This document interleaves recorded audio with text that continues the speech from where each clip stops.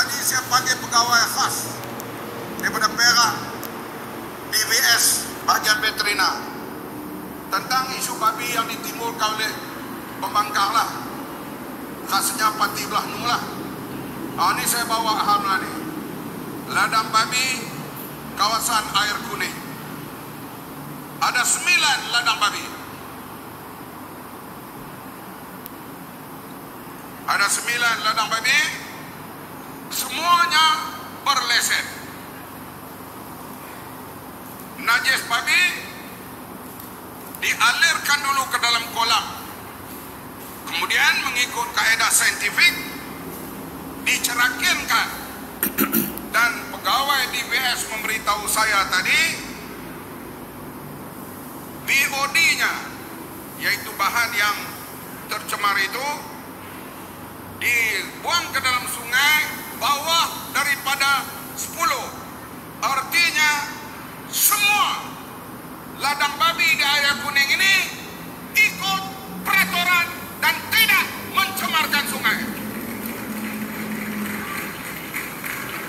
Kalau ada pihak lain mendapat kajian yang lain, sila buktikan. Kajian pihak kami tak ada yang tercemar. Yang diviralkan ialah isu tercemar itu di Milo. Milo berada di Bidor, tidak termasuk dalam DUN Air Kuning ini. Jadi hadirin sekalian, duk bising-bising, malam ni menterinya datang menjawab sendiri. Saya ni menteri, saya jaga ke semua. Lembu, kebau, ayam, itik, telur, sayur. Doktor kedua-duanya mengatakan pembuangan sisa di 9 tempat ternakan babi di Air Kuning ini tidak berlaku pencemaran. Boleh faham? Kalau mereka nak kata ada cemar, mereka kena membuktikan sebaliknya melalui kajian saintifik.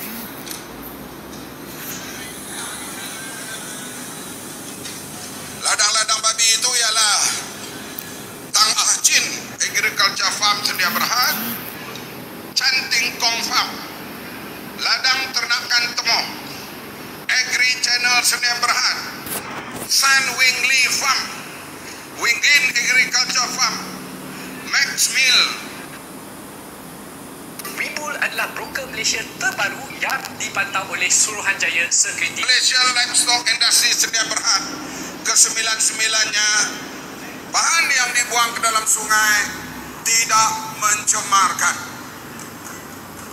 Kalau ada babi yang berkeliaran dan sebagainya, itu kita naklah ambil tindakan bersama. Barangkali terlepas kandang dan sebagainya.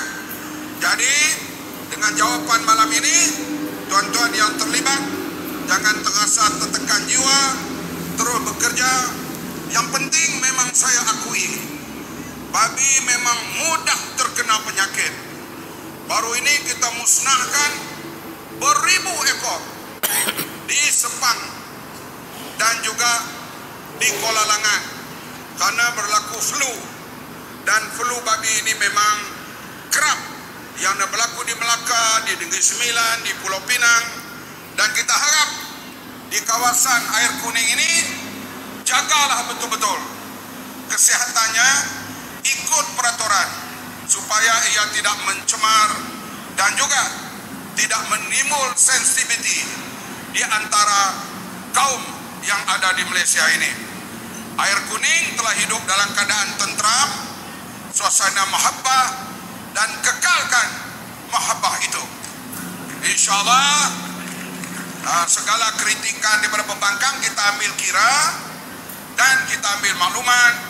Kalau ianya ada bukti, kita akan bertindak mengikut keadaan saintifik dan kajian yang tentu. Di atas sokongan tuan-tuan dan puan-puan semua, alhamdulillah, ekonomi negara kita sedang berkembang dengan baik, walaupun kita menghadapi tarikh baru daripada Amerika Syarikat.